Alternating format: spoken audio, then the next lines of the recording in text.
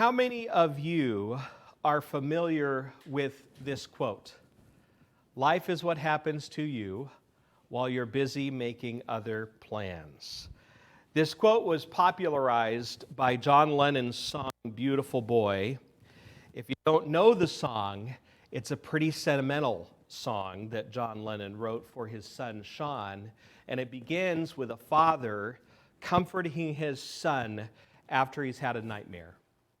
And the chorus of the song, I gotta confess, always makes me feel a little sentimental. Beautiful, beautiful, beautiful, beautiful boy. Funny thing is, this well-known line that's found in the song was not originally coined by John Lennon. It was coined instead by a man named, whoa, I was already there. I'm sorry. Here we go. We're going to do this again. There it is. You see it. I forgot I'd already put this up. Alan Saunders. Anyone know the name Alan Saunders? You may not recognize the name, but do you recognize the comic strip Mary Worth? Alan Saunders is the writer of that comic strip, and if you look at most comic pages over the years, Mary Worth has been a standard. But he wrote this statement that I believe is not only of great truth for people in general, but of especially meaningful significance for parents. Oftentimes, the things that absorb so much of our time and energy, planning, working, recreation, electronic devices, busyness of all kinds, can keep us from being fully present in that which is the real stuff of life, like being with our kids. Like the anecdote goes, no one on their deathbed says, "I wish I spent more time at the office." Or maybe a more modern version, "I wish I'd spent more time on social media or playing smartphone games." The problem is not so much that we fail at the things we attempt. The problem is we are attempting the wrong things. We're successful at the wrong things. It's possible to feel like I'm a success in the story of my life, but what if the part I'm playing, the story I am inhabiting, is the wrong story? There are some stories which all of us can agree are wrong stories, right? Drug addiction, abuse, unfaithfulness. And by the way, there's a great representation of those wrong stories in our church. I know in my own life and background that Jesus saves us out of. I love the passage we read from the Psalm. He lifted us up out of the mud and mire, out of the slimy pit. He set our feet on a solid ground. We know that these stories are wrong stories. However, there are some stories that seem more appealing, that seem good, like climbing that corporate ladder, seizing the weekend for recreation, even raising successful kids. But I would argue that if these things in and of themselves are your story, that you're in the wrong story. You're not playing the part that God has made for you. I've seen this in my own life. Things that when I was younger absorbed so much of my time because they seemed so important. Do you notice this? Different stages in your life. Things that seemed all important at this stage. And you look back and you go, that wasn't so important. Why was it all important to me at that time? Part of the problem is that we as human beings so easily lack perspective. In the moment, the guy who just cut me off can seem so important. But if we step back for a moment, we see that it's not. We are just so bad when it comes to living life with perspective, seeing the big picture. And I think this is a big part of what motivated James, the biblical writer, to write, "Now listen, you who say, today or tomorrow we will go to this city or that and spend a year there, carry on business and make money. Why, you do not even know what will happen tomorrow." What is your life? You're a mist that appears for a little while and then vanishes. Perspective makes you think of the author of Ecclesiastes, right? Vanity, vanity, all is vanity. Meaningless, meaningless, all is meaningless. Perspective. Reminds me of the story Jesus told about Lazarus the beggar. In our culture, Lazarus was a failure. He failed because he had nothing. He had to beg for his food. And yet Jesus tells this beautiful story of this rich man who had all this stuff saved up. And when he died, he was separated forever from God because he had rejected God in his life. But Lazarus had embraced God. And so in heaven, Lazarus is the success through Jesus Christ. But the man who looked so successful in this world was an utter failure. Perspective. The Bible as a whole is presenting us with a way in which to view reality, a way to measure worth in life, a divine perspective on what life is all about. The problem is, even for us who are familiar with Scripture, it's easy to miss the forest for the trees. It's easy to be familiar with bits and pieces of this story and not be able to put it all together into a whole that gives meaning to our lives. Why is this important? Well, if, as we've been arguing, the Bible presents for us the story of God, and if the story of God is the story of life and that which gives true meaning to our smaller stories, then it would be kind of important for us to have a handle on that bigger story. We'd want to understand what life is about from God's perspective and how we fit into His story. That is a central purpose of this new sermon series, to help us grasp the big story God is telling and the part that we play in it. How good of a grasp do you have on the story of God? To what extent do you see your life story each day as part of this bigger story? How much does the big story of God influence the choices you make every day? None of us live out the story of God perfectly, but sometimes statements like that can be a cop-out. Well, no one's perfect. Why should I even try? But we're not talking about perfect here. We're talking about growing. Are you growing into the likeness of Jesus Christ? Nowhere in Scripture does it say you have to be perfect, but Christ does expect that we're growing. Again, this is a theme that has been a theme in our church for 3 years now, that we are growing together, that Christ is being made greater in me. It's the prayer of John the Baptist, right? May I become lesser. May He become greater. So we're not talking about perfection. We're talking about growing more into the likeness of Christ, seeing life more and more from God's perspective, from the perspective of God's eternal kingdom. So how do you do that? Well, certainly one important thing we can do is to seek to understand better the story that God has been telling for thousands of years. And that's the beautiful thing. God has given this story in a book. He's given us His Word so that we can understand what life is all about, what our stories really mean. By the way, it will be some time before we get to part 2 of this story, the New Testament. Over the next 8 months, we're going to go through part 1, the Old Testament. And it's going to take all of 8 months. We're going to go book by book through the entire Old Testament, taking one book at a time for each sermon. And the goal is, the desire is for us to get a grasp of the big story that God is telling, the story of God. But before we even jump into the first book, Genesis, I want to lay a foundation of understanding just what the Old Testament is. More specifically today, our goal is understanding the Bible Jesus used. I invite you to take your sermon outlines from your bulletins. If you didn't receive one of these, just raise your hand, and Klaus will make sure that you get one. Now, some of you may already have an idea of where I am going with this title. But let me just ask you, what is the Bible Jesus used?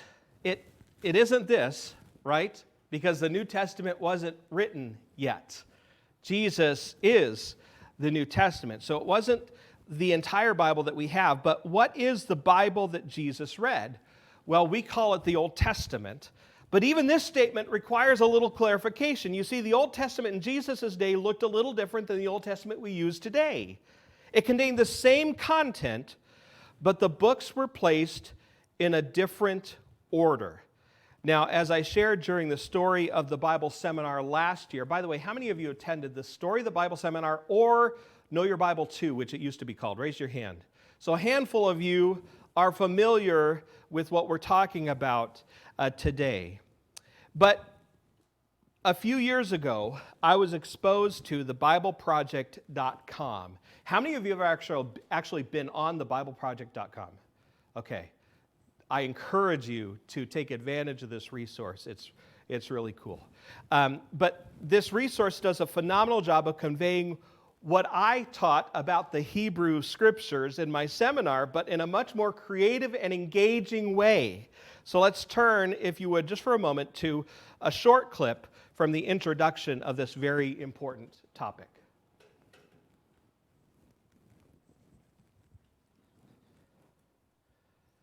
If you open a Protestant Christian Bible and look at the table of contents, you'll notice the first 3 quarters is a collection called the Old Testament.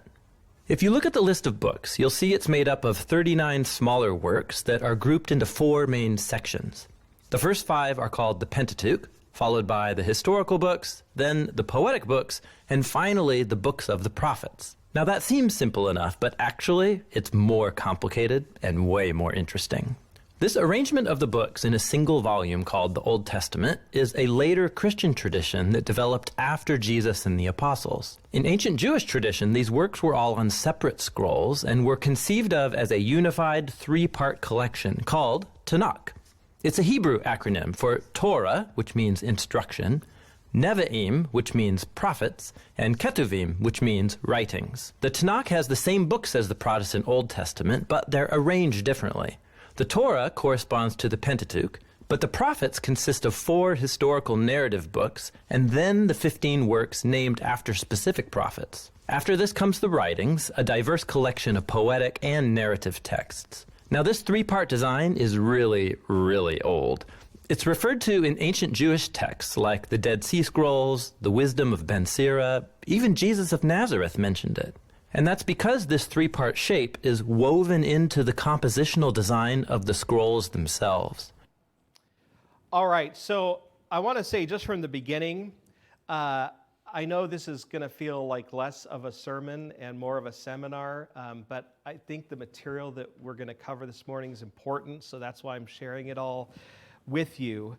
But we stop here because I want to make sure we're all on the same page. So in a nutshell, and by the way, as you hear some of this stuff, don't be upset if you don't grasp it all at first run through, because it's a lot of information to absorb. But what I want us to get is basically this concept. What the video states is that long before our English Old Testament came to be, the books of the Hebrew Bible were arranged in a different order. Same books in our Old Testament as in the Hebrew Scriptures, but just arranged in a different order. Why is that important? Well, imagine that you had a loose leaf copy of Moby Dick, and each chapter was connected together, and the whole thing sprung open, and chapters were laying everywhere, and you just shoved them all back in, not in the particular order, you just put them in however they happen to go. Would it make Moby Dick a little harder to read if the chapters were all jumbled? Now, you could probably still get the same content, right?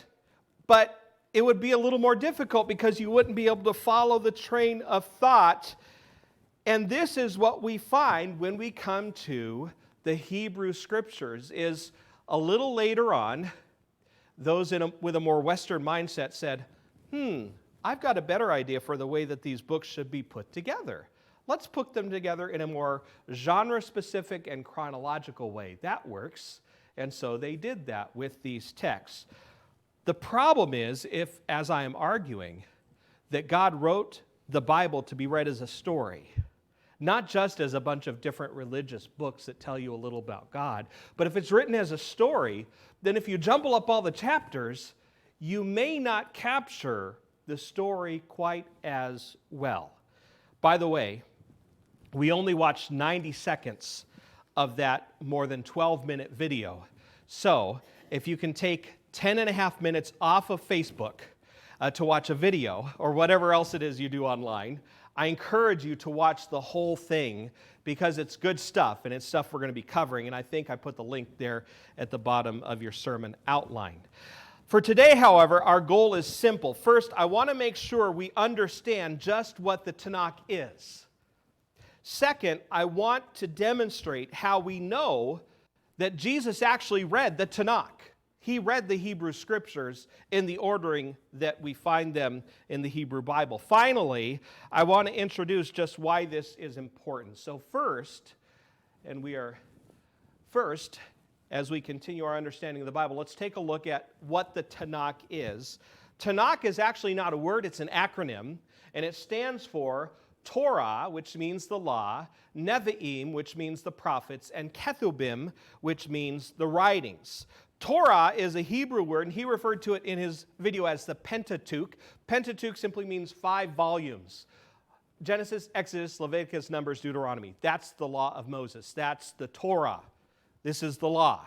And so these are the first 5 books. Our current Life on Life study is on the Torah, if you're partaking in that. And by the way, if you didn't get connected with a group but you want to go through the studies, send me an email and I'll include you on the weekly emails. We have 8 more weeks of studies that we're doing through the Torah that correspond with this passage, with the sermon series. But we're studying the books of Moses, the Pentateuch, the 5 volumes, the first 5 volumes of the Bible. My second word in this, boy, I'm just moving right ahead of myself, aren't I?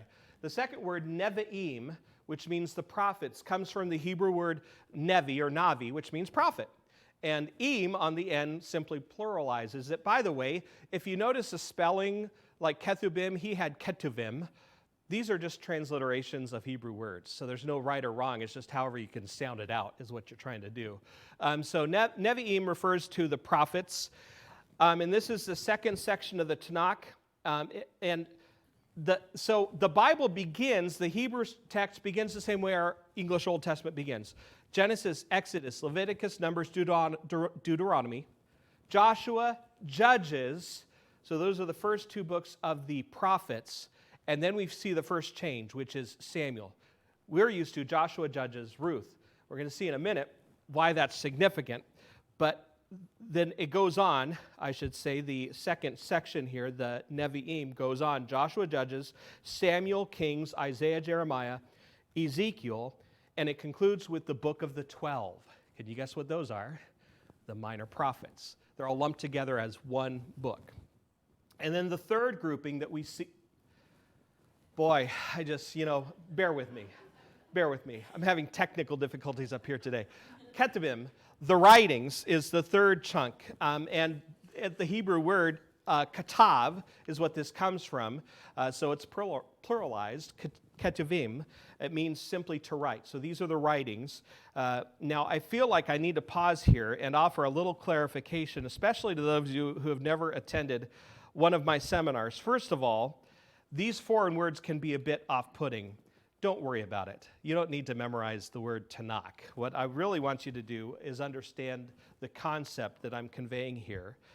Don't get stuck on the terminology, but focus on the simple truth that when the Old Testament was first put together, the books were ordered in a way that was different than our current English Old Testament. And the reason this is significant is because when you read them in the original ordering, the Hebrew ordering, you see in a more profound way that this is a story that is unfolding. It's not just religious books to read separately. God is unfolding a story here, and it's a powerful story that points to Jesus. Okay, back to our seminar. The second word I want to share with you before we go any further is an admission. As I mentioned just a few moments ago, this is a very non-sermon-like sermon. It's a content that many of you have seen in seminar form, so I apologize if this feels more like a classroom lecture than it does a sermon. But if you'll hang with me, I do believe all this is going to make sense and deepen your grasp of the story of God. Okay, so back to our story. The Ketubim begin with the Psalms. The Psalms is the first and the largest book of the Ketubim.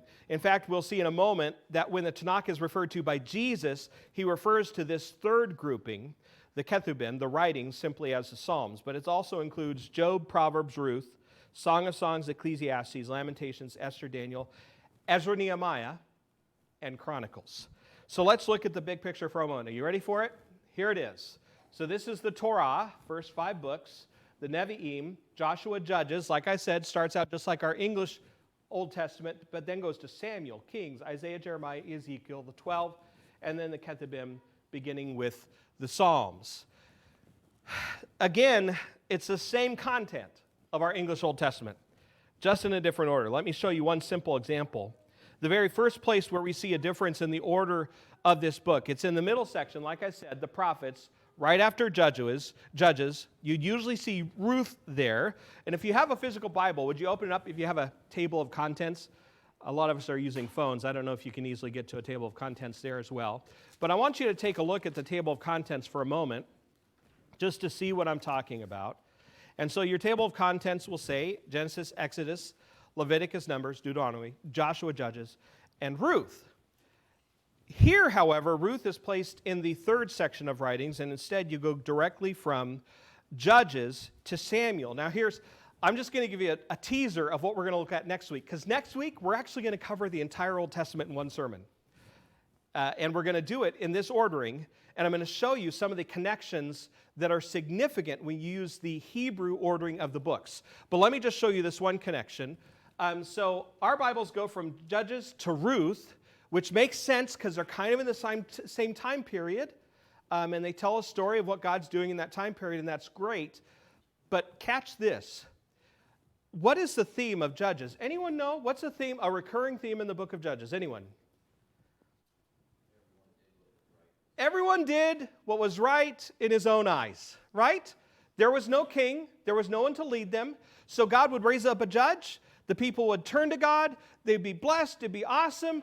But then when that judge waned or died, they would turn away and do their own thing. And so they're doing this over and over again. Can anyone tell me what 1 Samuel is going to begin to introduce for us? Kings. God's going to raise up kings because of the people constantly turning away. So if you're reading this as a story, that makes a lot of sense. That this book, the end of Judges, whets our appetite for the need of a king, and then we come to Samuel, and Samuel is going to be the first he's going to be the in-between guy, the prophet judge, who's going to anoint the first king. And so this is what I'm talking about, that in the Hebrew Scriptures you see a flow of this story, and we're going to go through the whole thing next week. So just bear with me, though, as we get through some of the basics here this week, kind of an introduction. And I want to begin with, or move on to this second point. How do we know Jesus' Bible was the Tanakh? You might say, well, Dan, did you time travel and look over Jesus' shoulder and see that he was reading the Tanakh? No. Actually, Jesus himself tells us that he read the Tanakh. And he tells us this in Luke 24, verse 44. Jesus says, in Luke, this is what I told you while I was still with you. Everything must be fulfilled that is written about me in the law of Moses. In Hebrew, this is the Torah. The prophets, in Hebrew, this is the Nevi'im. And the Psalms, in Hebrew, that is not the Ketubim. But the Psalms is the first book of the writings. And it's the largest book of the writings. So he, in essence, uses the Psalms to refer to this entire third chunk of the Scriptures. And so there it is, Torah, Nevi'im, Ketubim, Tanakh. Now, he says Psalms again instead of writings, but it's easy to see how they could be used synonymously. Throughout the rest of the Scriptures, oh, and by the way, I should say this, actually most of the time in the New Testament, it's even shorter than this. The Psalms aren't even mentioned. It's simply the law and the prophets. A few examples. Matthew 5:17, where Jesus says, do not think I've come to abolish the law and the prophets, the Torah and the Nevi'im. I've not come to abolish them. I've come to fulfill them, he says. Matthew 22:40, Jesus says, all the law and the prophets hang on these two commandments. What are those two commandments? Love God, love your neighbor. But again, what Jesus is saying is the entire Tanakh is fulfilled by love God and love your neighbor. By the way, I should make totally clear, this question is not one that is open for discussion. Now, if you're newer here, you might be saying, what is this guy talking about? Is he making this up? I promise I'm not making this up. In fact, I have a Hebrew and Greek Bible together in one volume. And my Hebrew, first of all, the Hebrew reads from right to left. I know, crazy. Hebrew reads from right to left. And so you got to go kind of backwards to look at the books of the Bible. But they're in this order. In fact, I don't think there's any Hebrew text published anywhere that uses our Old Testament English ordering of the books, because they're all in the Hebrew ordering that is found in the Tanakh. Okay, so this really brings us to an important question. Why does it matter? And you may be thinking, Dan, this is all interesting, and maybe you have a lot of fun studying this, but why does this matter? Let me ask you, would it make any difference to your understanding of a Dickens novel if you jumbled up the chapters? Would it make any difference? I think it would. Or maybe a better reference, because I don't know how many Dickens readers we have out there. Have you ever binge watched a season of something? Do you watch the seasons? Do you watch episode 1 and then episode 5, then episode 3 and then episode 10? Is that how you do it? No. When we watch episodes, we go 1, 2, 3, 4, 5. Now, it's kind of funny. In the old days, like I heard that MASH's final episode was the most watched episode still of all time, right? MASH was the kind of show you could watch out of order because it really didn't build. But a lot of the episodes today, they very specifically build on each other, and you'd miss something if you missed an episode. In the same way, the Tanakh builds book after book. The story is building as you're making your way through it. Now, does this mean that you wouldn't get it at all? You say, well, Dan, all my life I've been reading the Old Testament just in this way. Well, how many times have you read through the entire Old Testament anyway? Probably not that many times. So, yeah, you can still get it. Kind of the same way that you could still get a story if you read everything out of order, you'd still get the story. However, what you do miss is some of the connections of the big story that's being told. And this is why I preach this, because I want us to get that God is telling a big story and we're part of it. And that big story all points to Christ. And that's what we're going to see as we make our way through this. So, even more than this, reading the Old Testament as God's story in the Tanakh form more powerfully leads us to what it's really all about. It's actually indicated by Christ himself. So once again, we just go back to Jesus' words here. Everything must be fulfilled that is written about me.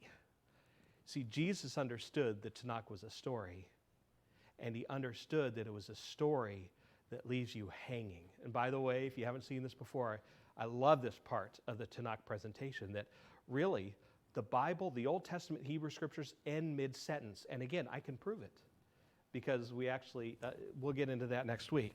But Jesus says, I am the answer to what was left unwritten, to the riddle that was not solved, to the problem that was not solved. I am the answer to all of it.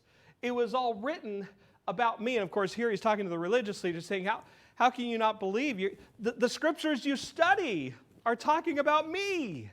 Are you not paying attention? And so we're going to see this a little more as we make our way through. But the Tanakh ordering of the scriptures does the best job of revealing to us that the story of God does not end in the Old Testament, but it points to the coming of God's Messiah. It leaves God's people longing, looking for Jesus.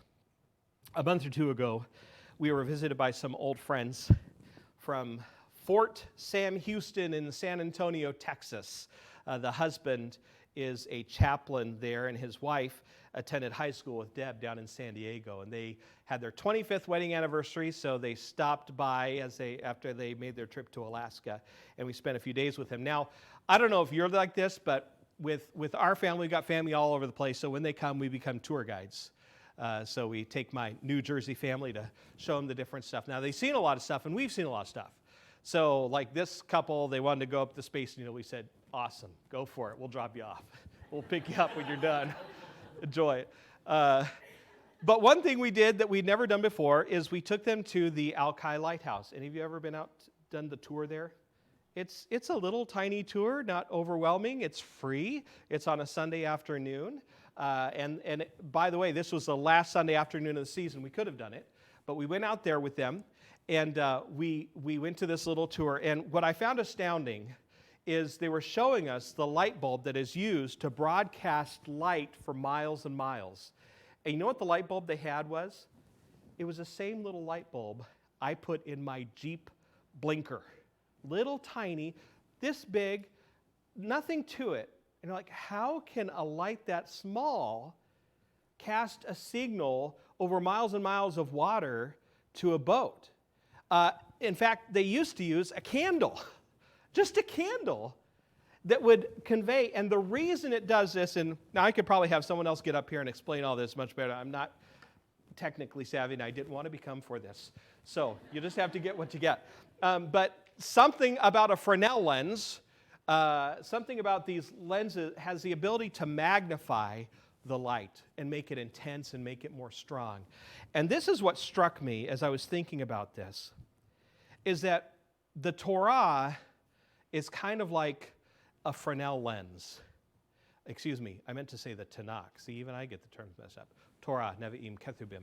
But the entire Tanakh, the Old Testament Hebrew Scriptures, are like a Fresnel lens. And we see this little light. It starts in Genesis chapter 3, right? That's the first little picture we see, that the woman would give birth to a seed, and that seed would be wounded by the serpent, but that seed would crush the serpent's head. That's the first little light we see, the glimmer that a Messiah would come. But it's that little light that gets magnified. As you progressively go through the story, that light gets brighter and brighter. When you get to Isaiah, it's just like full-fledged, this is who he is. And we learn so much about this suffering servant in Isaiah 52 and 53. And then Isaiah 9. I mean, these pictures are powerful, but they keep brightening this light until we get to the end of the Old Testament, and we have this huge light that's being conveyed. We're waiting to understand what exactly it's pointing to, what it's shining on. And of course, we find out that it's shining eventually on Jesus. By the way, this is a picture of Cape Mears Lighthouse in Oregon. It is a first order light. The one we have at Alki is a fourth order light. So first is the most powerful. But here's the awesome thing. God has been shining this light for centuries, for millennia. And guess what? It still shines. Even to us today, this is at the heart of our faith, this light that he's shining.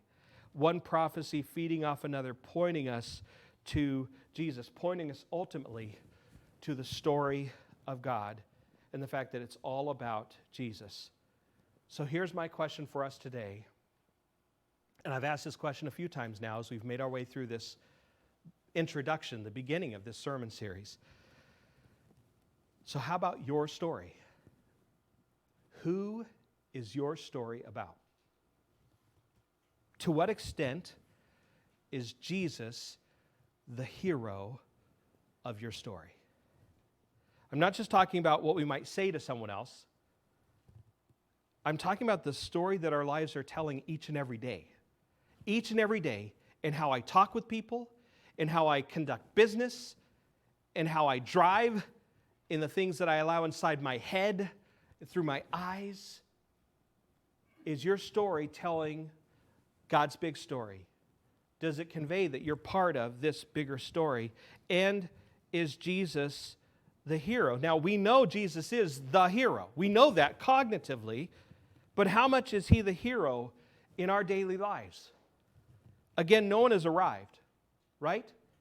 No one is perfect. We are all in process. But are you actively working each day to make Jesus more and more the hero of your story? Is that the prayer of your heart?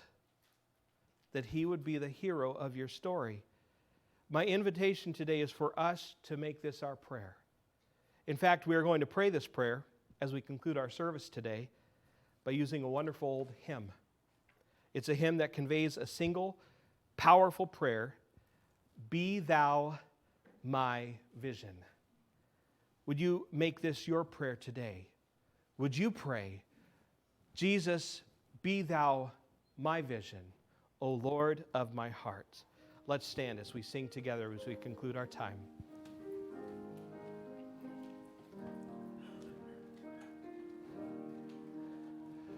Be thou my vision, O Lord of my heart. Not be all else to me, save that thou art. Thou my best thought by day or by night. Waking or sleeping, thy presence my life.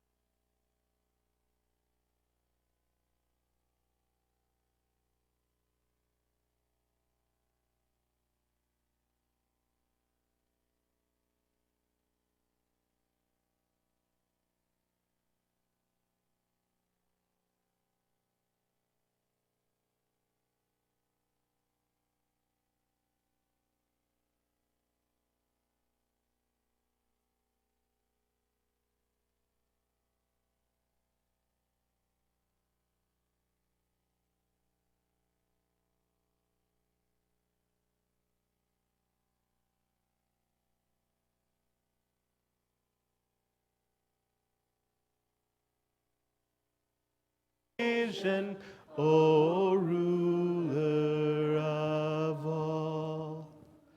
And Lord, that is our prayer, that you would be our vision. More and more each day that we would see you in all that we do, that we would bring glory to your name in all that we do, that we would walk with you each and every day. God, we thank you so much for this rich word that you've given us, by which we can understand who we are, what life is about, and where our meaning is found. God, help us more and more to find our value, our worth, our meaning in you, in this story. Thank you, Jesus, that you have invited us into this story through your death on the cross, and that you have given us life just as you have risen from the dead. God, as we go out of this place, help us to keep you and even more and more as our vision. We pray this in Christ's precious name. Amen.